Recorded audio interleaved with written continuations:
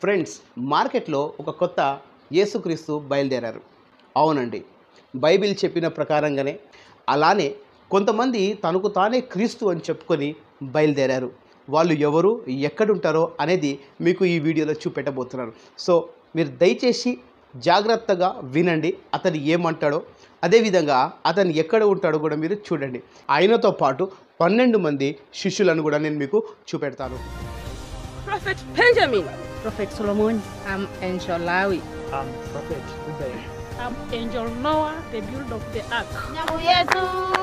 క్రీస్తుకు 12 మంది ఏ విధంగా అయితే శిష్యులు ఉన్నారో, ఈ కొత్త క్రీస్తుకు కూడా 12 మంది శిష్యులు కూడా ఉన్నారు. సో దయచేసి ఈ వీడియోని మీరు పూర్తిగా చూస్తారని నేను నమ్ముతున్నాను.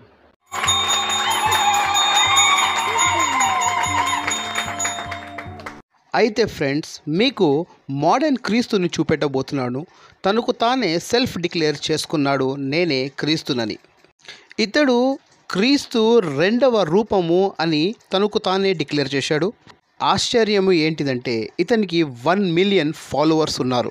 ఇతని ఫాలోవర్స్ కూడా నమ్మేదే ఇది, ఇతనే నిజమైన క్రీస్తు అని. ఇదే ఆఫ్రికా కాంటినెంట్. ప్రపంచంలో అబద్ధ బోధకుల కేర్ ఆఫ్ అడ్రస్ ఈ ఆఫ్రికానే. కెనియాలో ఈ అబద్ధ క్రీస్తు మనకు దొరుకుతాడు. ఇలా కనిపిస్తాడు మోడర్న్ క్రీస్తు. తనకు తాను యేసుక్రీస్తు రెండవ రూపమని ప్రకటించుకుంటున్నాడు. ఈ వ్యక్తి గురించి కొన్ని మాటలు చెప్పబోతున్నాను. ఇది వినంగానే మీరు షాక్ అవ్వబోతున్నారు. క్రీస్తుకు 12 మంది శిష్యులైతే ఈ వ్యక్తికి కూడా 12 మంది శిష్యులు. Prophet Benjamin, prophet Reuben, prophet Solomon, prophet నోవాహు. ఈ నోవాహు మామూలు నోవాహు కాదండి. ఈ వ్యక్తియే ఆ కాలంలో ఉన్న నోవాహు కట్టిన ఓడను కట్టాడంట. Prophet Benjamin. Prophet Solomon. I'm Angel Lawi. I'm Prophet Ubay. I'm Angel Noah, the builder of the ark. ఇతడు అబద్ధ క్రీస్తు అయినప్పటికీ కూడా ఇతని అనుచరులు ప్రతి వాళ్ళు భాషలో మాట్లాడుతున్నారు.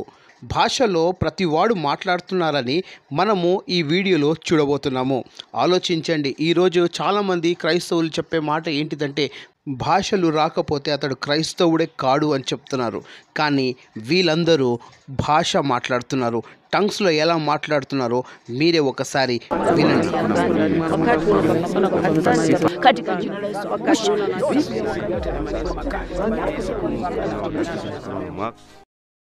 ఈ అబద్ధ క్రీస్తు చెప్తున్న మాట ఏంటిదంటే ఇతడు డీమన్స్ లేకపోతే అపవిత్రమైన ఆత్మలను కూడా తరిమి వేయగలుగుతాడు అని చెప్తున్నాడు. ప్రతి దురాత్మ శక్తులను ఇతను తీయగలుగుతాడు అని చెప్తున్నాడు. ఫ్రెండ్స్, ఇదే అతని సంఘము. అతని సంఘంలో ఏ విధమైన టీచింగ్స్ ఇతను ఇస్తున్నాడో ఈ ప్రాంతంలోనే అతడు తన సెర్మన్స్ అనేది చేస్తూ ఉంటాడు. డ్రూ బిన్స్కాయ్ అనే ఒక యూట్యూబర్ ఎప్పుడైతే ఈ ప్రాంతంలో వెళ్ళి కొన్ని ప్రశ్నలు అడిగినప్పుడు ఇతడు చెప్తున్న మాట ఏంటిదంటే ఇతడు 12 సంవత్సరంలో ఉన్నప్పుడే దేవుడు ఇతనితో మాట్లాడాడంట.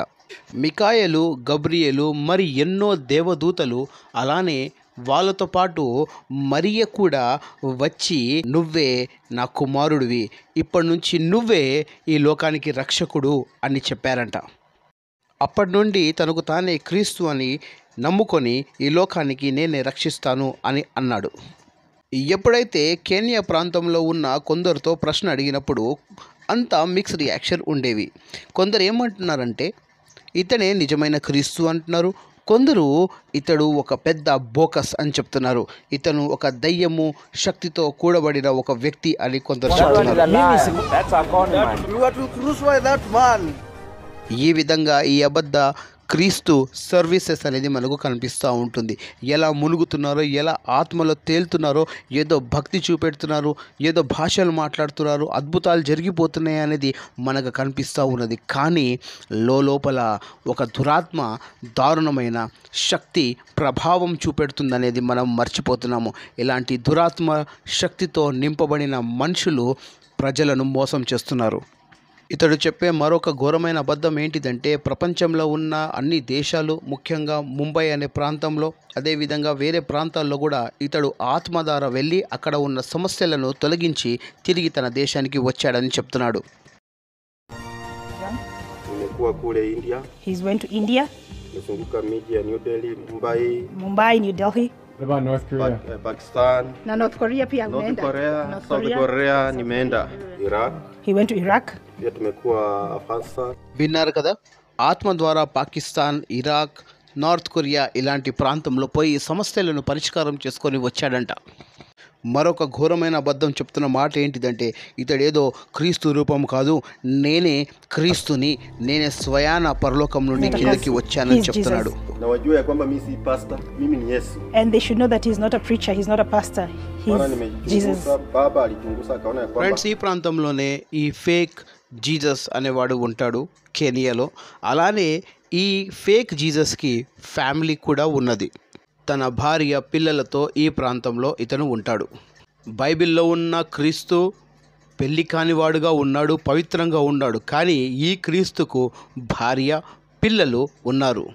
ఈ అబద్ధ జీసస్ కంప్లీట్గా వెల్ సెటిల్డ్గా ఉన్నాడు. जब जिस ఈ गांव में ये గ్రామంలో जीसस रहता ఉన్నవారు है उसी गांव के కొందరితో लोगों से पूछा అడిగినప్పుడు गया ఈ कि वो ఫేక్ इस జీసస్ గురించి, जीसस के बारे ఈ में, शख्स के గ్రామంలో बारे में क्या చెప్తున్న सोचते ప్రతి हैं, వారు तो लोगों का ఇతను कहना చాలా कुछ इस మంచివాడు, प्रकार था। వాళ్ళ लोगों ने कहा కుటుంబంలో कि एक ఎలాంటి सच्चा రోగము मसीहा है। వచ్చినా, ఎలాంటి ఇబ్బంది और వచ్చినా, गांव में जब भी कोई అనారోగ్యంతో बीमार ఉన్నా होता है ఈ तो वो इस చర్చి వెళ్ళిన यीशु के తర్వాత पास जाते వీళ్ళందరూ हैं और वो బాగుపడతారు सबको ठीक कर అని कर वापस చెప్తున్నారు. मिलता है। When our neighborhood here are sick, they always run at his place so that he pray for them and they get well.